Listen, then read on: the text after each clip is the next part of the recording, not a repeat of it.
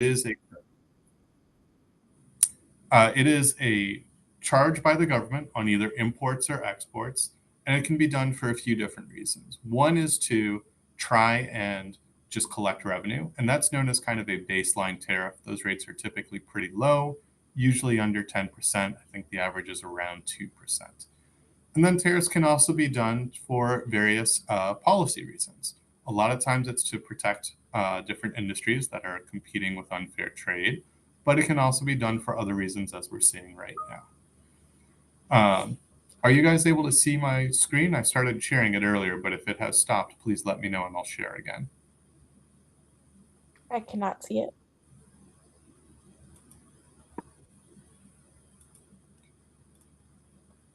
Are you all able to see now? Yep, all set, Milton. All right, my apologies about that.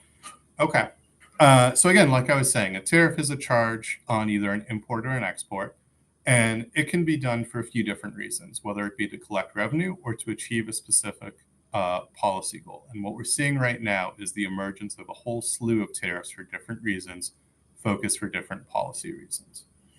So, but before we get into that, I'll kind of go over a few key terms. One is the harmonized tariff schedule. This is a list of classification codes that you'll see being used by customs. Just as an example, I think it's chapter 29 has both antibiotics and penicillin in it under 2941. And then from there, it gets into more detail and to break down into whether you're importing or exporting penicillin or antibiotics specifically. Vaccines are in chapter 30. And I think medical devices are typically in chapter 70 or so. The HTS codes, those are standardized globally at the 6-digit level. From there, it can get a little bit wonky as to how each country is doing it. But that usually gives you a good starting point. As you can see with penicillin versus antibiotics, they're standardized beyond the 6-digit level. So then the other part of it is who's the importer of record? And that's important for a few reasons. One, that's typically the customs broker. They're the one that's doing the paperwork for you. But two, it is also the legal entity that's responsible for paying the tariffs. And that can take a few different forms. One is you have to write a check for cash. Two is you got to deal with customs and whatever they are requesting that you do and helping them with paperwork. But three, you're also on the hook for legal compliance. So if you're the importer of record, that may mean you also have to register with the FDA or other regulatory agencies to have your device approved to enter the US market before customs will allow you to enter. So again, it's paperwork, not just the fees and tariffs that you would pay, but also making sure that all of the rest of the house is in order, so to speak.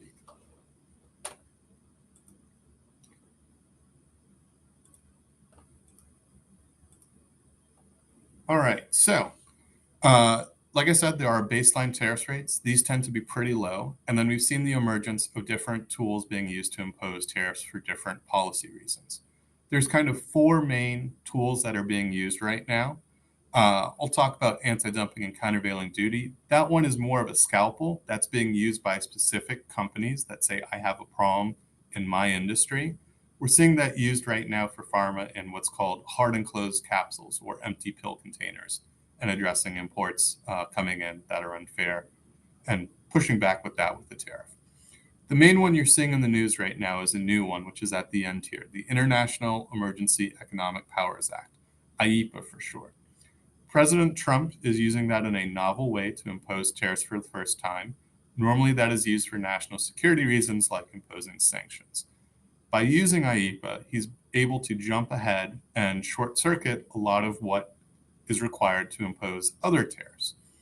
So for example, both Section 301 and Section 232 that I've got up here, they both require an actual investigation to be done, typically of about 6 months or so, before tariffs can be imposed in any way.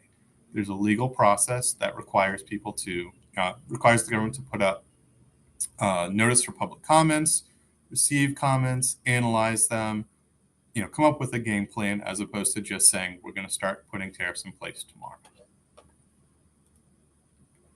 So what happened is April 2nd was known as Liberation Day, and President Trump imposed a whole bunch of reciprocal tariffs to address a whole bunch of variety of both tariff and non-tariff barriers that he feels have been unfairly restricting US manufacturers and US companies from competing on the global stage. And so based on the reciprocal tariff order, initially it was going to start on April 9th. And we have up here just a list of all the different countries and the rates that were imposed. But in addition to this reciprocal tariff at these country-specific rates, there was also a baseline tariff rate of 10% imposed. Now, there are a few carve-outs. Annex 2 is part of that reciprocal tariff order, and it has about 1,000 different entries or so. It lists, I think, 37 pages long, and it includes a lot of pharmaceuticals and other devices that are excluded. But the key part through this is you can see that it's building up a framework, so to speak, of not just having the tariffs imposed by IEEPA, but saying, we're doing this temporarily under an economic emergency, and we're also going to start investigations for different areas. And as we investigate each different industry, we'll start putting in place tariffs on a more permanent basis. So far, that has meant tariffs of 25% for steel and aluminum, proposed tariffs for automobile parts and autos themselves of 25%. There have also been tariffs announced or investigations announced for semiconductors, copper, lumber, and today for pharmaceuticals. And so a key part here is this last sentence where it says, all articles that may be subject to duties as part of 232, the 10% or higher rate does not apply to them. So what actually happened? Well, after the reciprocal tariffs were put in place, a 90-day pause was announced on those specific country rates for every country except for China. China has a tariff rate of 145% right now. All other countries are at 10%. But wait, there's more. So on top of that, for things that are produced in Canada and Mexico and have their paperwork in order for USMCA, as a result, they are exempt from the 25% duty that would otherwise be imposed. So again, the reciprocal tariffs, they don't apply to anything in Annex 2 or the 232 duties. And Annex 2, it does not cover medical devices, but it does cover many pharmaceuticals. And I have up here a quote from President Trump when he was talking about pharmaceuticals and how they would start an investigation soon. Reading between the lines, I think the stated policy goal is to help bring pharmaceutical manufacturing back onshore to the US to have it made here. So this morning, the Federal Register included a request for comments for a new Section 232 national security investigation into imports of pharmaceuticals. So the deadline for comments is May 7th, 2025, and it covers imports from all countries, and it covers, I have up here the list of the products that are covered, which is generic, non-generic, and other drugs such as APIs. So both the finished goods and the raw materials that are needed for making pharmaceuticals. And the stated goal here is that it will take 180 days for the report to go to the president. That will include a bunch of recommendations in terms of action of what President Trump should or should not do based on the experts at the Department of Commerce and the Bureau of Industry and Security. And that's expected that would be around October 2025. I don't want to make any promises. It might even be sooner, given how things tend to be going with this administration. So I have up here the language from the Federal Register, and it goes into detail on the areas that they're looking for comments on. But in general, you can see that part of it is they want to get a sense of what is the market in the US, what is the ability to produce pharmaceuticals in the US, what foreign countries are subsidizing their foreign manufacturing of pharmaceuticals, and are they doing so in a way that results in huge overcapacity? And then third is, does this cause problems for us in terms of supply chain? If we're reliant on different countries for pharmaceuticals, does that cause a problem in terms of national security, where if they were to turn off the tap, so to speak, we would not have any medicines? Would it cause a shortage, things of that nature? So with that, Tina, I'll turn it over to you to talk about the impact on medical products in healthcare. Sure. So the pharma industry certainly is quite concerned that these tariffs, on pharmaceutical products and raw materials are going to cause some problems, starting with, potential shortages. Right now, the U.S. relies extremely heavily on a global network for its supply chain. A huge part of, manufacturing of drugs, devices takes places in countries like China and India for obvious reasons like lower labor and compliance costs, for drugs and devices, key minerals, precursor ingredients, active pharmaceutical ingredients, component parts, finished products, even.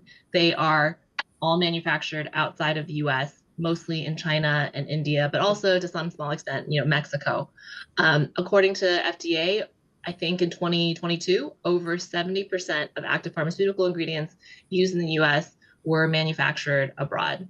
And our supply chain is already pretty strained and vulnerable to disruptions that can lead to shortages, right? So, like geopolitical situations like this or the COVID pandemic, when all of a sudden we can't have access to these different countries that we rely on for the materials that we need to, make our drugs and devices, what is that going to do? I think it may drive production back to the US, which is, I think this administration's stated intent, and that's not necessarily a bad thing.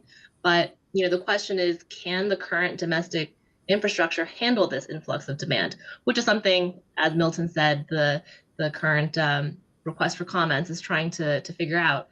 Certainly, it's going to be more expensive to do in the U.S., and that's going to lead to higher costs. And while figuring things out, that's going to lead to a shortage. Relocating manufacturing is going to be complex. It's expensive. It's not something that can just happen overnight. So that by default is going to cause delays and disruptions.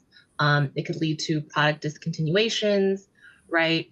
A lot of the generic pharmaceutical industry, which is 80% of the current drug market here in the US, relies on production, raw materials abroad, and they operate on extremely tight margins as it is.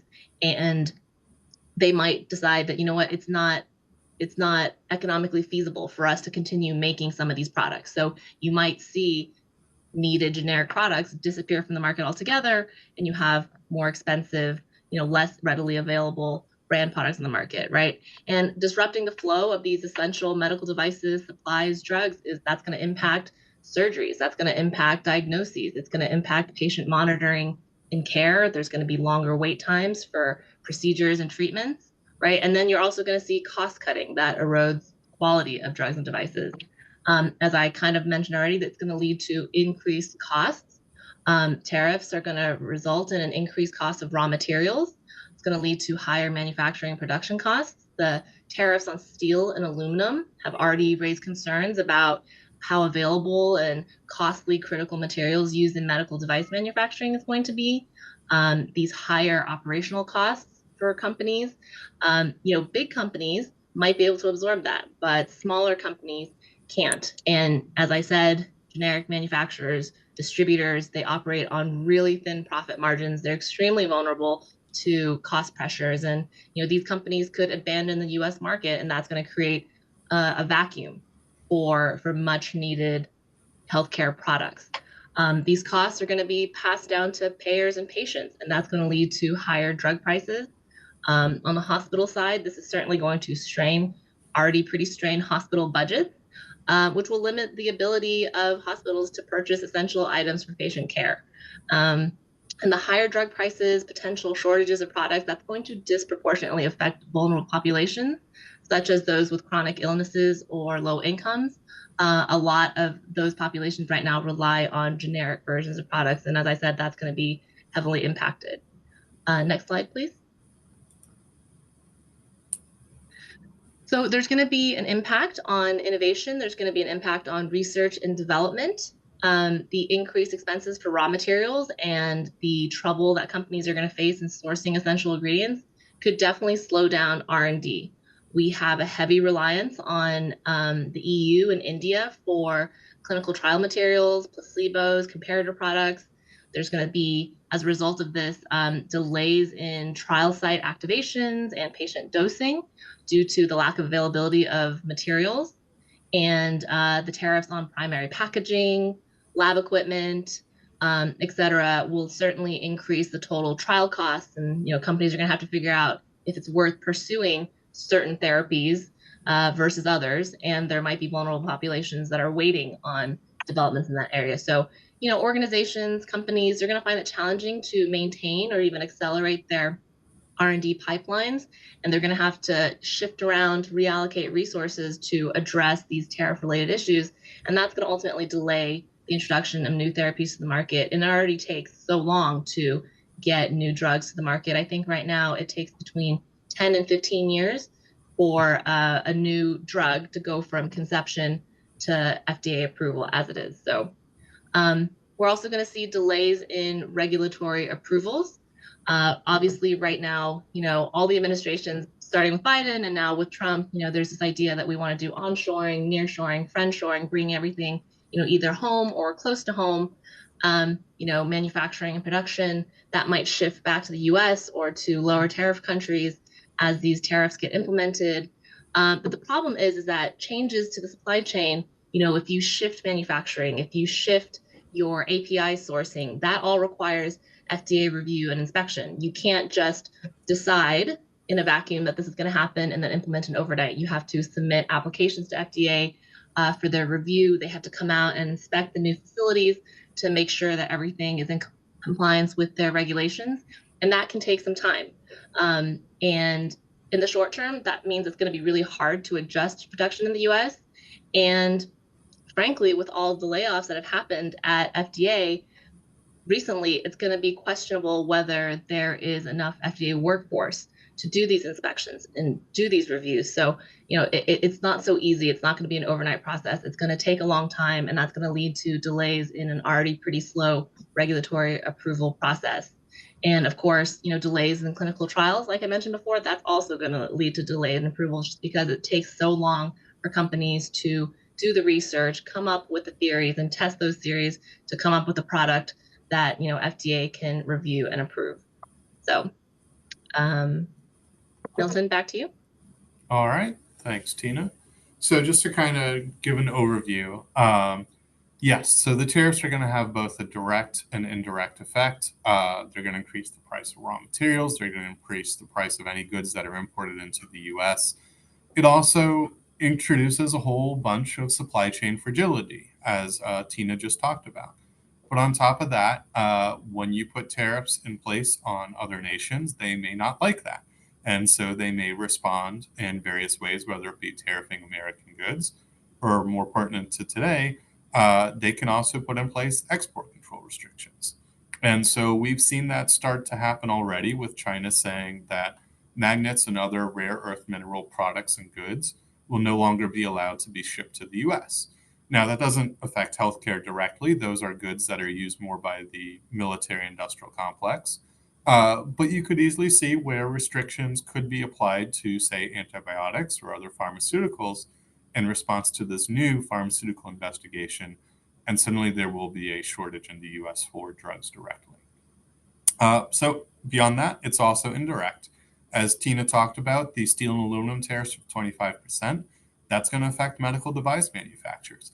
It's also going to affect things like construction of new hospitals. If you need a bunch of steel and the price for that just went up, let alone the other raw material goods, then construction activity is definitely going to slow down while people wait to see and get more certainty in terms of what the tariffs are and what the prices are going to be for their project.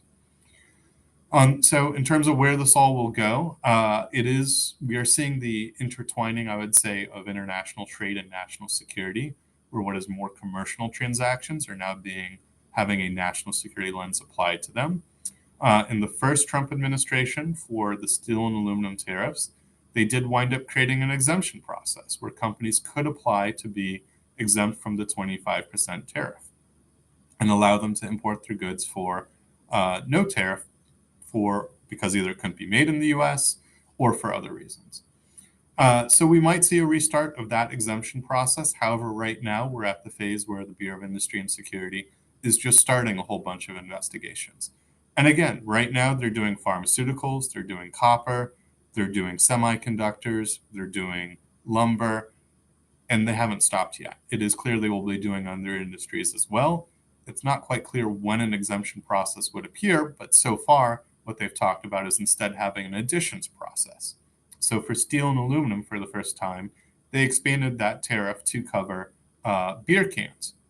because previously steel and aluminum would only cover the raw materials that would go into making those. And that is something that we can help people with if they're interested in, but I'm not sure how relevant that is to telehealth providers. On top of that, while tariffs are getting all the news, the intersection of national security and international trade is moving in a lot of different other directions as well. So for artificial intelligence, they are talking about export controls being applied to artificial intelligence and other parts of critical data. One area that did pop up that I think is directly relevant is for connected devices. The Bureau of Industry and Security has already said for drones and for passenger cars, you can't have any software that works with Russia, China, Iran, Cuba, North Korea, and Venezuela. Now, on top of it, the Department of Justice National Security Division recently put into place new regulations that say for bulk data, you also can't transfer bulk data to any of these countries. Well, if you have artificial intelligence or if you're doing a study abroad in China and you are sending patient data abroad, we probably should talk, as you may have compliance obligations with the National Security Division now at the Department of Justice. So I think I'm going to stop there and see if we've got any questions from the audience that Tina or I can answer. Wonderful. Thank you so very much. Do we have questions from the audience?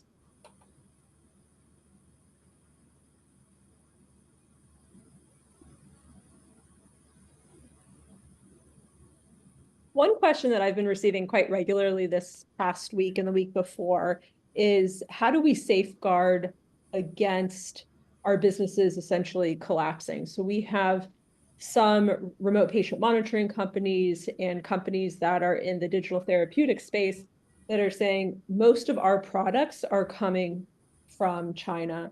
Mm-hmm. And our buyers don't really, they're not sure where the market is going to go and if the tariffs are going to remain or not remain or be changed. How do they forecast for that? So if anyone tells you that they have a crystal ball and they're able to forecast what the tariffs will be 6 months from now, I'd love to talk to them. I think it is changing rapidly is the only thing I can tell you, right?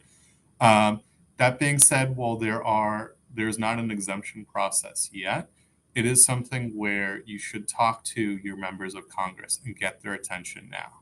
If they hear from you repeatedly that, hey, this is something that's really affecting us, that's really affecting members of your community in your state, then they will be inclined to listen when you say we've got to have an exemption process and create one that makes sense to help get relief so that companies do not have to go under for no reason.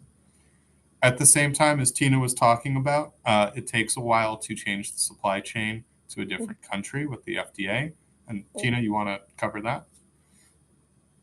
Yeah, I would say, companies definitely should be exploring. I mean, even outside of these tariffs, I think in general, diversifying your sourcing options is a smart thing to do from a business perspective. But certainly, you should be exploring alternative suppliers in countries that are exempt from the new tariffs or have lower tariffs than China.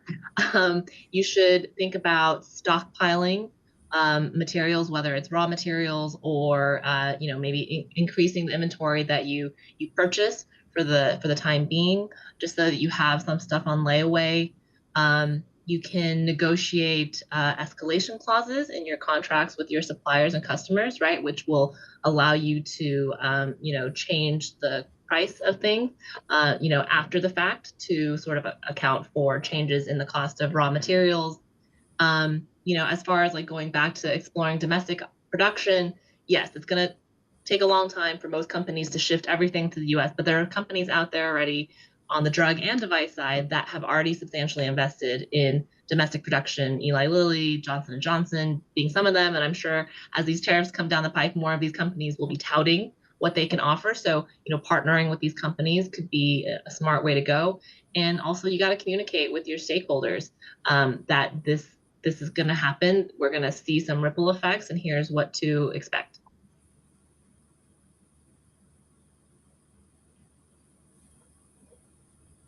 That's a really good point, because I think a lot of times when the telehealth community was hearing about these concerns with tariffs, they weren't considering that this could impact actually the building of hospitals and just how patients are received. And a lot of times in the digital health community, there are these call centers, and there's a lot of product that is uh, received from overseas. But I like what you said about potentially looking at Congress for an exemption. How would you go about doing that? Is there any policy that the industry is supporting right now, is that the healthcare industry is supporting right now for an exemption? And if not, what should our ask be of Congress? Because we have a Hill Day on June 10th, and we would love to add this to our congressional asks. Sure. So I think right now there are lots of people reaching out to Congress saying, please start an exemption process so that once that is up and running, different industries can apply. As far as a specific ask for the telehealth industry, I think it would be as straightforward as saying, here are our plans to change suppliers to be different countries or to onshore as it applies for each specific member. In the meantime, we are asking for an exemption until FDA approval is granted, right? Make it as concrete as possible. Here's our plan. Here's how we plan to execute. The exemption is for this amount of time contingent on the FDA approval process. Is there any, does HHS have any jurisdiction over this tariff issue? If we met with Congress and Congress is telling us that this might take a little while, is there any way that HHS could work with the president to issue an executive order for an exemption? Well, the president, of course, can issue an executive order whenever he so decides. And if that should go about towards creating an exemption process, then yes, that would do the trick. The Bureau of Industry and Security at the Department of Commerce is the one that is responsible for all of these national security Section 232 investigations. And they were the ones who were responsible for running the exemption process in the first Trump administration for the steel and aluminum tariffs. So we have good connections with multiple folks over at Commerce and with the Bureau of Industry specifically. You're welcome to reach out to us specifically if that's something of interest. But again, right now, I think the focus is right more on Capitol Hill and trying to get an exemption process started. Okay. I'm seeing a question in the chat about whether all drugs are going to get expensive, even over-the-counter drugs. And I think that's going to be probably yes, but it depends. I mean, for now, I think I saw a statistic where like 80 or 90% of our solid oral dosage forms, so pills, tablets, those get manufactured abroad in China and India. So, products that are manufactured there are for sure going to go up. And that includes a lot of OTC drugs, right? Our solid oral dosage forms. Things that are produced more domestically are, injectables. So you won't see that impacted as much. So it's really going to depend on the type of drug, the dosage form, and where those ingredients and, finished products are being made.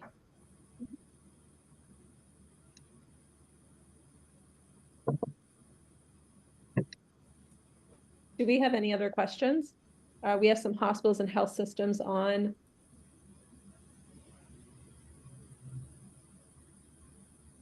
Okay.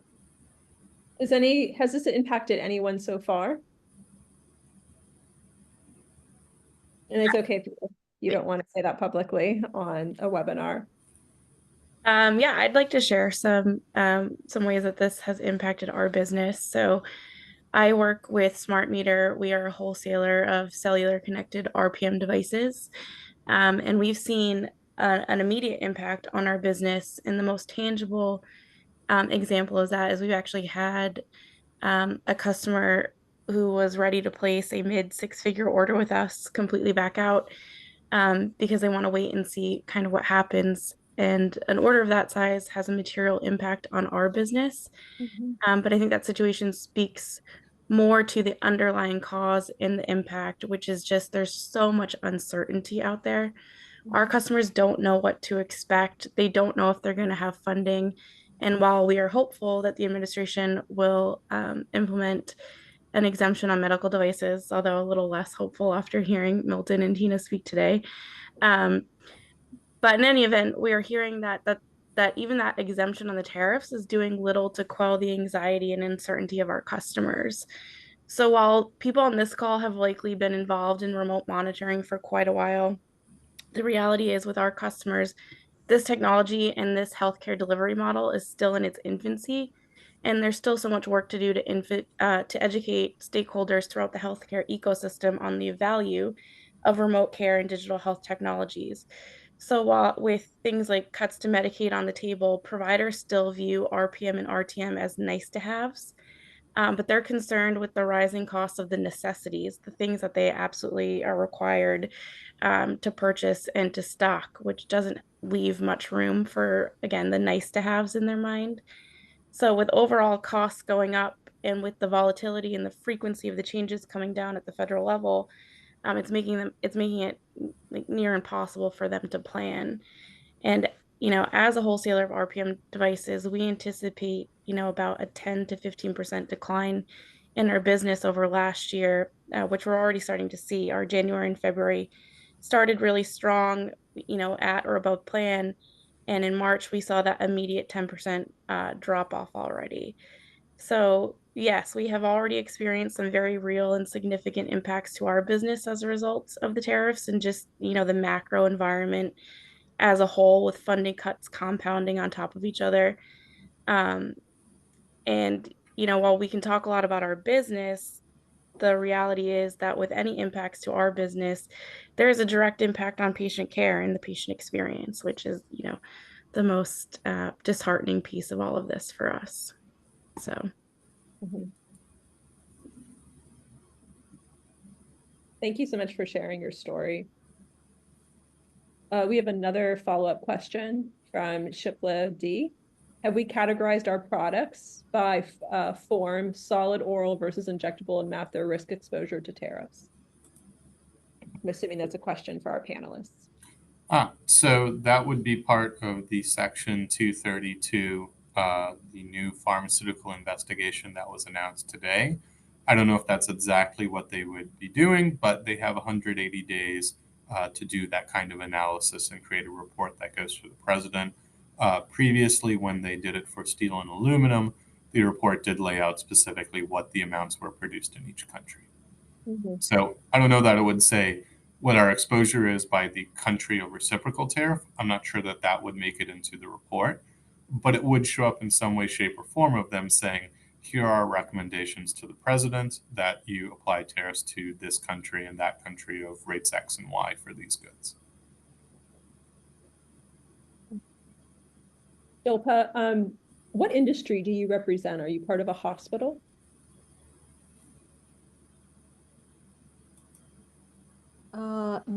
No, I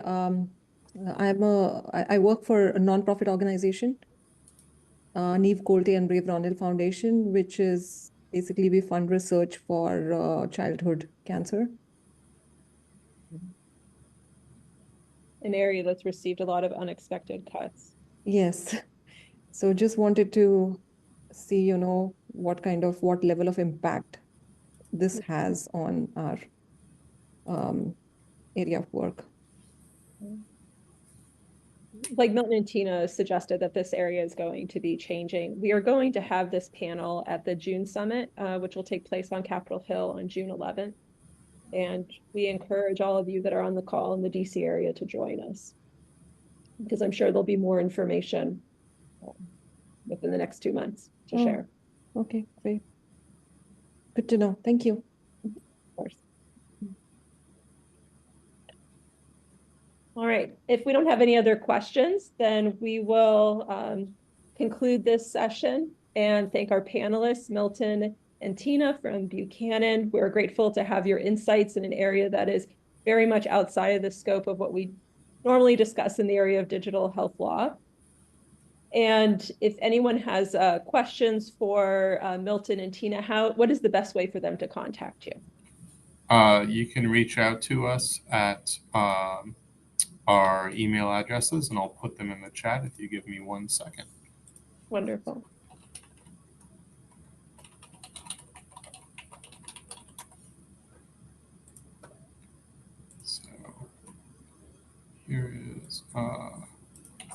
Here's mine, and I will look up Tina's real quick.